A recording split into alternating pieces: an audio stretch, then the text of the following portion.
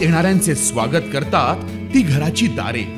आपले घर, बंगला, ऑफिस, फार्म हाऊस यासाठी सुंदर डिझाईन केलेली jumbo French door, safety door आणि तीही 18 गेज GI सेक्शन मटेरियल वापरून आणि 80 मायक्रॉन पावडर कोटिंग केलेली, संपूर्णपणे मेंटेनन्स फ्री.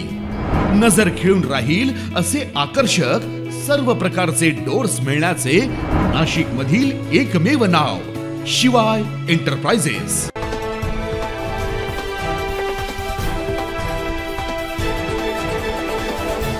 मालेगाव येथील MIMचे माजी महापौर अब्दुल मलिक यांच्यावर 4 दिवसांपूर्वी गोळीबार करण्यात आला. या गोळीबारात 3 गोळ्या लागल्याने अब्दुल मलिक यांच्यावर नाशिकच्या पंचवटीतील अपोलो रुग्णालयात उपचार सुरू आहेत. त्याच पार्श्वभूमीवर खासदार इम्तियाज जलील यांनी गुरुवारी रुग्णालयात जाऊन अब्दुल मलिक यांची विचारपूस केली. यावेळेस त्यांनी माध्यमांशी बोलताना अब्दुल मलिक यांच्यावर झालेला गोळीबार हा व्यक्तिगत वादातून नव्हे तर राजकीय वादातून झाला असल्याचा आरोप केला.